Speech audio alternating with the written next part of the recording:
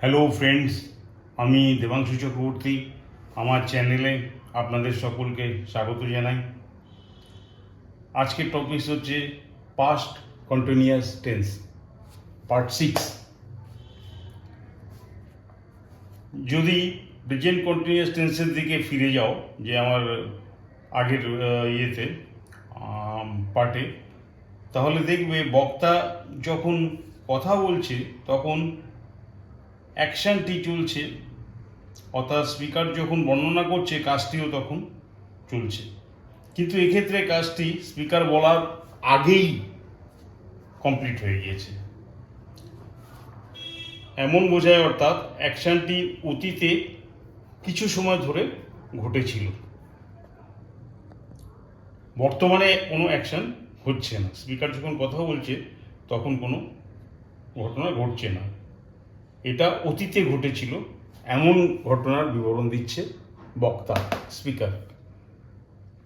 তুমি যদি টাইম লাইনটা দেখো তাহলে বুঝবে যে এদিকটা আমি পাস্ট অতীত দেখাচ্ছি, এইটা বর্তমান, এই পুরো মোটা এই অংশটা বর্তমান। এখানে স্পিকার বলছে he was playing cricket yesterday morning. এদিকে ফিউচার, ডান দিকটা ফিউচার, স্পিকারের ডান দিকটা ফিউচার, ওদিকে কোনো কিছুই নেই। আমরা এই অতীতের দিকে দেখছি, কারণ অতীতের ঘটনা ন্যারেট করছে এখন বর্তমানে, রাইট নাও। স্পিকার এই যে এটা বর্তমান, টুডে, অ্যাট প্রেজেন্ট দাঁড়িয়ে স্পিকার বলছে he was playing cricket yesterday. Yesterday দিকটা past, yesterday playing cricket yesterday. দেখো ইয়েস্টারডে এখান থেকে শুরু করে সব ইয়েস্টারডে। ইয়েস্টারডে এখানে খেলাটা শুরু হয়েছিল, বি পয়েন্ট পর্যন্ত, এই থেকে বি পর্যন্ত ক্রিকেট খেলাটা চলছিল, তারপরে শেষ হয়ে গিয়েছে, তারপরে অনেকটা টাইম কেটে গিয়েছে। আজকে সকালে দাঁড়িয়ে বর্ণনা করছে স্পিকার। কি বলছে স্পিকার? স্পিকার তন্ময়কে ধরো বলছে, কি বলছে তন্ময়কে, যে জানিস Tanmoy, he was playing cricket yesterday. এটা বলছে, সেন্টেন্সটা বলছে he was playing cricket yesterday morning.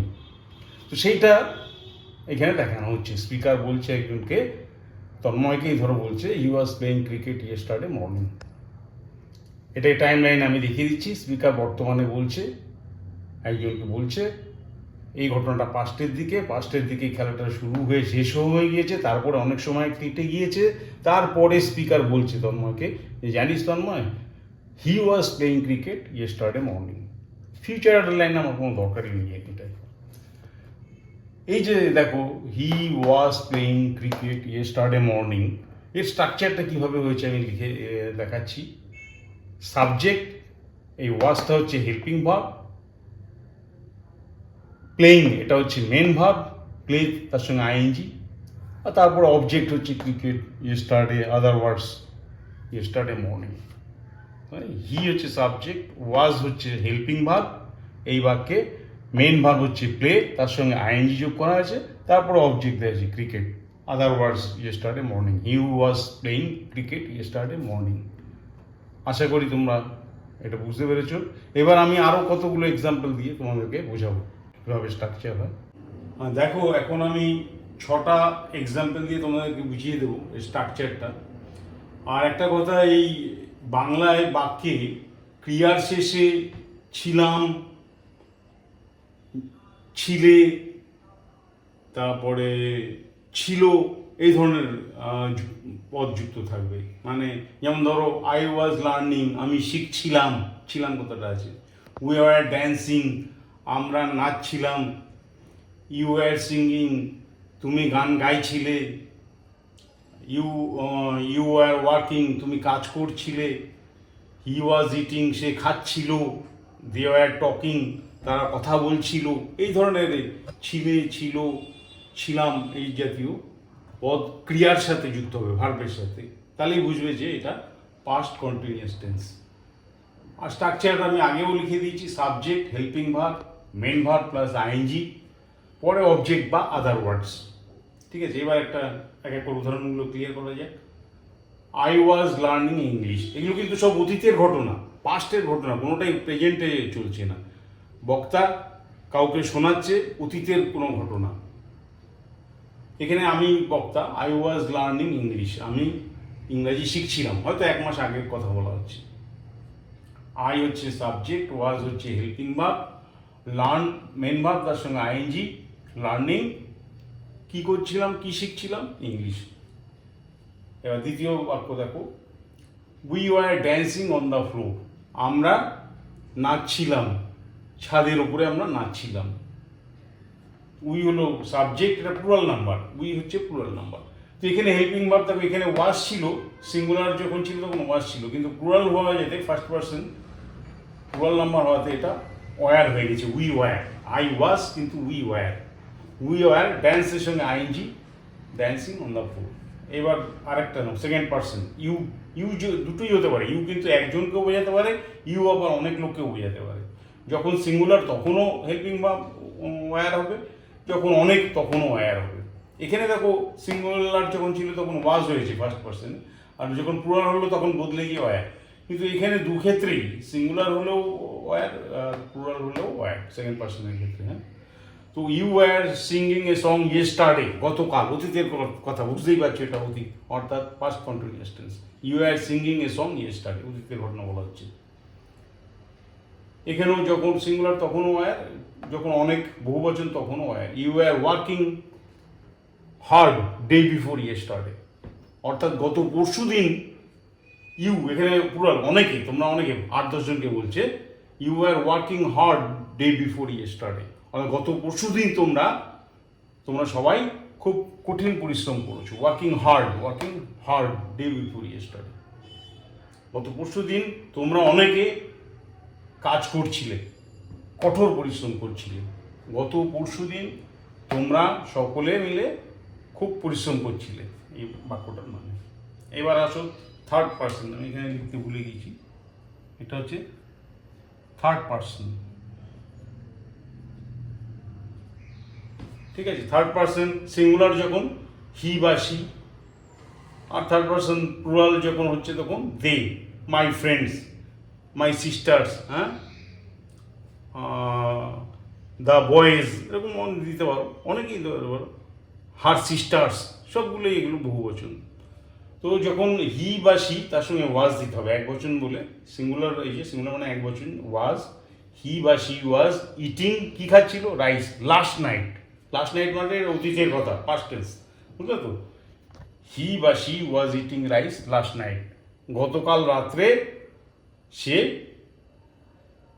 ভাত খাচ্ছিল, ইটিং, ওয়াজ ইটিং, খাচ্ছিল, এইটা থাকবে, মানে কাজটা চলছিল অনেকক্ষণ ধরে, যখন বক্তা যখন দেখেছিল তখন কাজটা চলছিল, এখন সেটা ন্যারেট করছে, বর্ণনা করছে সেই ঘটনাটা, লাস্ট নাইটের ঘটনাটা এখন বর্ণনা করছে, যে আমি দেখলাম যে তারা খাচ্ছিল, হি বা সি ওয়াজ ইটিং রাইস।